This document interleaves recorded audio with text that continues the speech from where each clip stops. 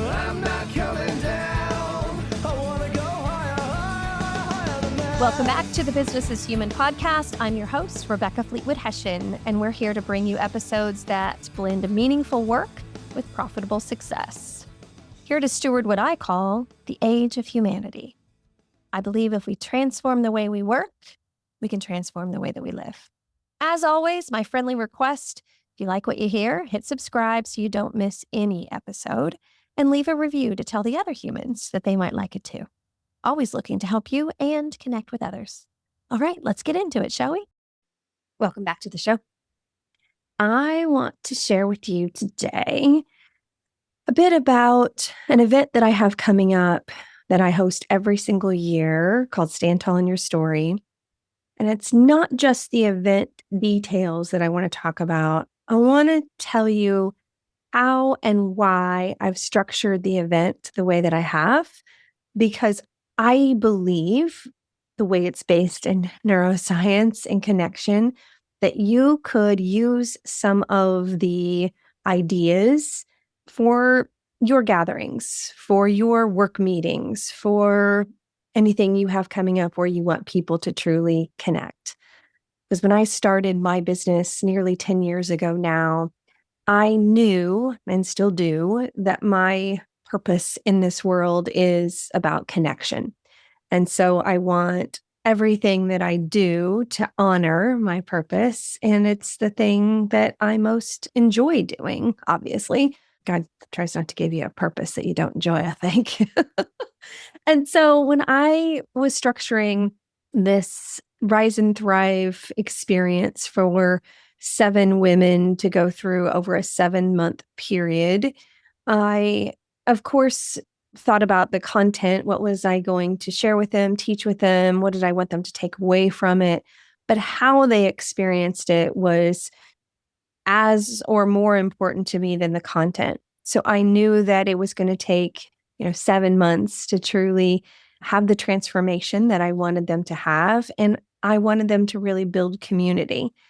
And so at the end of this 7-month experience, these women are the speakers for an event that I host called Stand Tall in Your Story. It's this big capstone event, the culmination, graduation. It's been called a lot of things. I know from the work that I had done previously with Franklin Covey that to go through this kind of effort and experience needs a celebration. That's tip number 1. So if your teams are working on big goals together, working on a big project together, and you've got a deadline and a timeline, most likely, I hope, it's best to schedule something that allows them to report out on the experience, the outcome, celebration. And even if it didn't go exactly like you hoped it would, you didn't hit the exact target, they've put a lot of time and effort into this experience. And so you want them to have the opportunity to share the story, not just the outcome. And that's what I want to talk to you about today is the way that I've structured this event. It's actually this year on March the 12th. It's in Indianapolis, Indiana at the Indiana Roof Ballroom, which is a beautiful venue. I schedule this event so the people going through my experience know there's this celebratory end, because it's really not all that fun or motivating or engaging to get up every day and engage in work that doesn't have some sort of, how does this all end? How does this all come together? And the end shouldn't just be an Excel spreadsheet saying if you won or lost, saying what percentage you hit. And so this event that I do is in celebration of International Women's Day. Most of business celebrates this. So it is a reason to come together and celebrate, not just about their stories, but about this date, this thing that's already on people's calendars. So that was a beautiful, beautiful thing. So why this event works for real connection are things that you can borrow for yourself. It's not just about business, it's emotional. So we as humans, business is human, we're personal, emotional, and social. And when you bring people together, clients, colleagues, your vendors, any group of people that you want to have a better relationship with. So just think about that for a moment. Who do I hope to have a better relationship with? When you bring them together, and the reason I want people to buy a table to come to this event is you're going to bond with this group of people. So I'm constantly saying to sales professionals, get a list of your best prospects, your best customers, and bring them to a table at the Stand Tall in Your Story event, because I promise you, they're going to bond over this experience and they're going to bond to you. And it's going to be a great way for you to build trust that helps you in your sales endeavors. Same way if you're bringing colleagues. Many people that have attended this event have said that they've had more meaningful conversations at my event than they have in the sometimes 10, 20-year history that they've had working with these same people. Now think about that for a minute. They work together every single day, but I brought them together for a handful of hours in an evening, and they bonded better than they have over all of those years. So I'm telling you, I got some things to share with you today that will help you. And P.S., you really should bring a group of people and buy a table to the event. And so what happens when you come together around an emotional event? It changes the dynamic, especially when it's about stories. Our brains are designed to process information as a story. And so when you bring people together at an event and don't just talk about the data, but you talk about the story, there's a neurological impact. There's a shared emotional experience that builds bonds faster. And so when I host this event, I have these women tell a 7-minute, that's another thing, they're brief, TED-like talk about their story. So we've had women tell stories about the lessons they've learned from their autistic son, people that have shared stories about the labels they feel like they've picked up over their life that have shaped them, some positively, some not so positively. Some have shared about how important it has been for them to learn to let some things go. But these are real stories. These are stories that when people are on that stage sharing a brief story, again, it's just 7 minutes, they're hearing something that connects to them emotionally. And when that happens, your brain watching this story releases oxytocin, which is the chemical that drives trust, empathy, connection. Oxytocin is what moves the relationship from this professional acquaintance where you may have been meeting together for years talking about results and customers and spreadsheets into one that says, you know what? I really trust this person. I respect this person. And so what I do in this event is after the women on the stage share their story, and this oxytocin is stirring around, then I say, okay, at your tables, I want you to talk about how this story has impacted you. What are you taking away from this experience? How has it touched you? And then what happens is when you talk at your tables after you've had this release of this oxytocin, now you're starting to have that feeling about the person that's sitting next to you. And I love it when you bring people that you want to build great relationships with, because I know this happens. I can promise you this happens. Now, I have other people that buy general admission tickets, and they say, you know what? I'm having coffee with this person next week that I met at your event that I didn't know before tonight.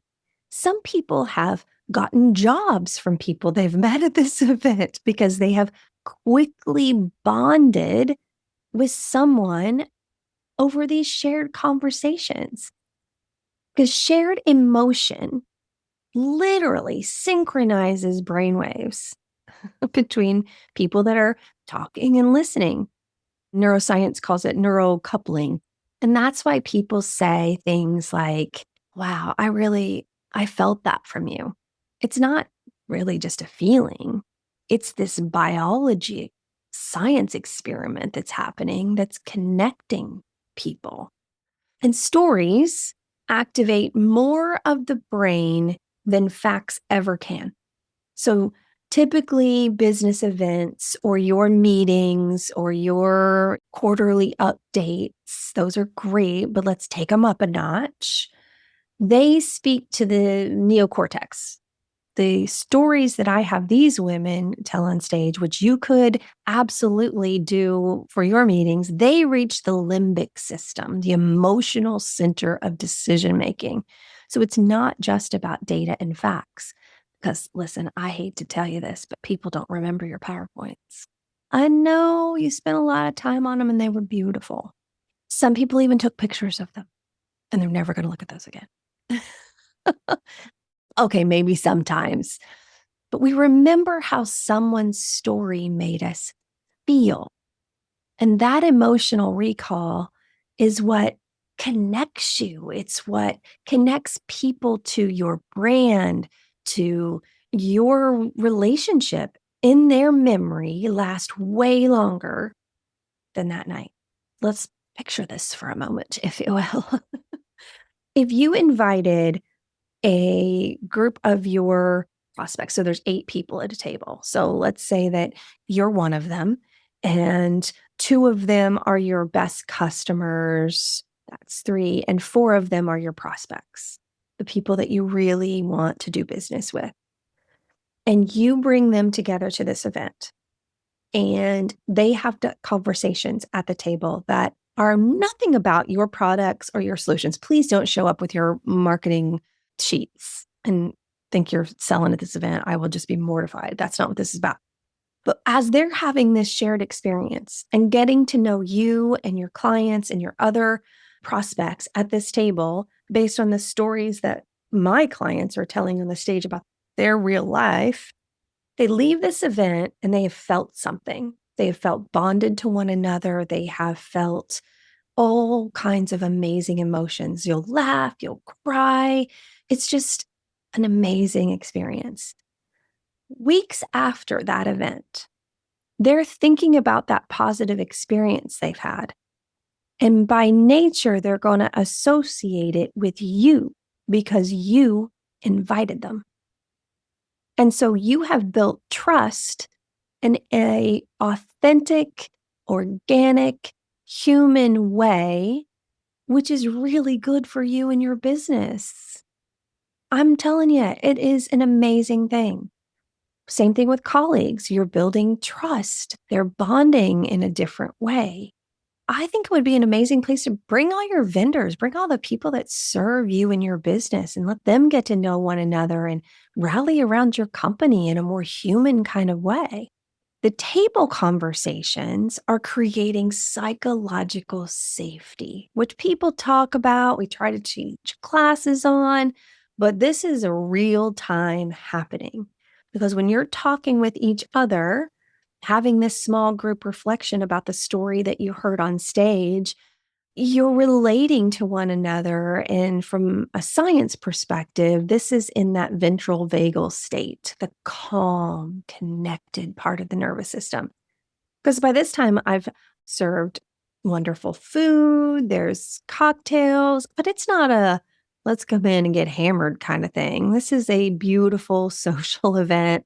I give you a glass of champagne, whether it's real champagne or non-alcoholic version. It's the experience. It's beautiful. And people feel calm and connected, and they're just in their feels before the show even starts because it's beautiful there. And this is where learning and listening and trust all starts to meld together, where people feel seen, they feel heard, they feel safe. And that is the foundation of building great relationships, strong teams, strong partnerships. And again, it lasts well past the event. So, how could you use this thing that I know works because this is the seventh year that I've been doing it? And sometimes people say, you know what?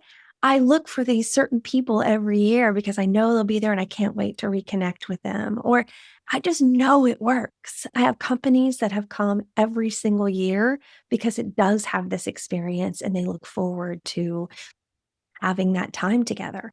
So, why couldn't you do something very similar for your quarterly update meeting? And I'm not saying you have to spend a bunch of money. Listen, I spend a bunch of money because I want it to be beautiful and special, and the venue is expensive, and the food and all that is expensive. You don't have to do that to do something beautiful. But think about where you're holding your meetings. And if you really want bonding, either if there's something that you're celebrating about a huge accomplishment or information that you want people to really remember and connect with, a Zoom isn't probably going to do it well. And I know sometimes we got to do what we got to do. And I'll talk about how to do it still well over Zoom. But if you can get together live and people's pheromones, oxytocin, all of the things I talked about from a science perspective are there mixing in the room, it's different. It's far more human. So spend the money because it's going to have a positive impact on the type of relationships and the type of work that people do after they've spent time together. Now, don't bring them together. Don't waste the money bringing them together if all you're going to do is put a couple people on a stage and talk at them. Don't bother. You can do that over Zoom. This is my experience from the events that I host. This is my experience from the years and years of work that I've done helping people schedule these types of events, being a speaker at these types of events, my experience as an employee at these events. Like I can tell you hard and fast, don't bother bringing them all together if you're not going to let them have conversation and shared experiences. You talk at them all day long while they're sitting at a table as a hostage. And then you say, we're done for today. And you release them at 5 o'clock and tell them the bus leaves for dinner at 5:45. And some of them go to their room. And this is the funny thing that's on TikTok. It'll show people, it'll say, when you've got 30 to 45 minutes between all day meetings and the company dinner, and it shows this exhaustive professional walking into this motel room and then just falling face first on the bed. Like, I just can't. And I've been that person. This is real. They're already exhausted. They just get to have a little bit of conversation at the bar with somebody they really wanted to talk to besides just you talking at them from the stage. And then it's time for their assigned seating at dinner. So you break the connection there too. Those are awful meetings unless you're the one on stage. Then the conversation prior to the meeting is, well, if we got them all together and you just try to pack it all in, and there's no space in between for conversations. Somebody calls and says, hey, while you're having that meeting, can I come in and present for 20 minutes about the updates on the blah, blah, blah? Sure, put them on stage. Somebody else calls, hey, and pretty soon it is back to back and people don't even get to go pee. You're probably laughing because you know I'm telling the truth. Stop doing that. Just because it's always been done doesn't mean you have to keep doing it. That's the definition of insanity. Stop. Just stop. So just borrow my format for your next get together if you're going to do it in person. Have someone present whatever it was they want to present. Here's the update on the company. And then share the context and the story and how you got to this place. Because another thing that we do wrong is we have all of this experience that gets us to this place of what you're going to share, like all the strategy meetings, all of the emotions, all of the stuff. And then you just get on stage and do like a 10-minute update of here's what we decided to do without telling the story of all the context. And then people want to know, well, how did you decide that? How did you decide that's what it was going to be? And if you don't tell them the why, hello, shout out Simon Sinek, start with why. if you don't tell them why all of this matters, their limbic system is just like, wah, wah, wah. Okay, take a picture of the slide. I'll try to remember this when I go back to work. They ain't going to remember it. They don't know why it matters. And if you want to connect to somebody's heart and mind and really want them to engage, then you got to tell the story of how you got there. And you got to tell it quickly and get to the point. Hire a speaking coach for your executive so that they can tell a 7-minute TED-like talk instead of a 20-minute update with 45 PowerPoints. That is money well spent. And that speaker, that executive is going to be grateful to have the support because they don't want to get up there and bomb, and they may be nervous about doing the presentation. I'm telling you, I'm giving you gold today, ladies and gentlemen, because I love you. I love you, and I want it to be better. So have them tell the 7-minute TED-like talk of how you got to this place of what you've decided about the strategy, why it matters. And don't hold back on the real emotion and say, you know what? Our competitors are eating our lunch. And so we don't want to be second or third or last. We're using this strategy because based on blah, blah, blah, blah, we believe blah, blah, blah, and we want to win, whatever it is. And then once they've shared what's going on, what are you thinking about? What questions do you have? What are you excited about? And then let them talk. And then take a microphone around and say, what do you think? And let them talk. And you want somebody taking notes, recording this, because these are the issues and the opportunities that you're going to be leading and dealing with after this meeting. You know, we call it the meeting after the meeting. I'm saying have that meeting in your meeting. And then when people say, I don't know if this is going to work, if there's something that's said as the microphone goes around that isn't somebody clapping for you in your strategy, check your ego at the door. You got to do it in this situation. As a leader, you got to do it. Humility, not pride. That's science, that's Bible. As they're sharing their concerns, you want to know how to respond to them well. Again, hire a coach.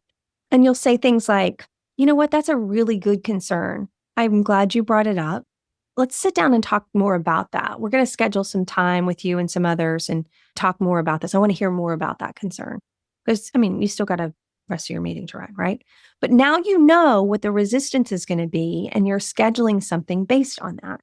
You're getting the best data possible to run this play of whatever you're trying to accomplish. And tell them ahead of time, hey, we're going to just spend about, 10, 15 minutes here so they know this isn't like we're spending all day on this. And then give them what the follow-up is. Hey, we're going to grab some people from each region. We're going to grab some people from each department and bring this list of things together. And let's have another conversation and do that one over Zoom.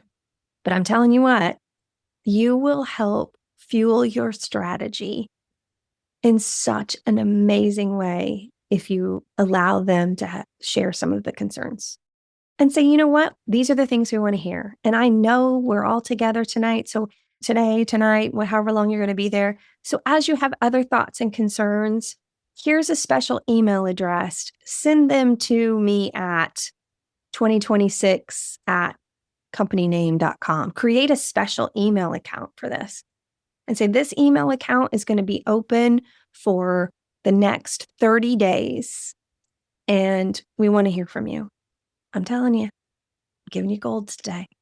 When you do this, you have given them information, emotion, and space to have conversation. You've opened up bonds and relationships and real personal, emotional, social for your organization. Beautiful thing. Now, if you have other people presenting at the conference, whatever it is you're having, and it's not just like company strategy updates, maybe somebody does need to come up and talk about the new CRM. Same principle applies. Here's what we're going to do. Here's why we're doing it. Tell the story.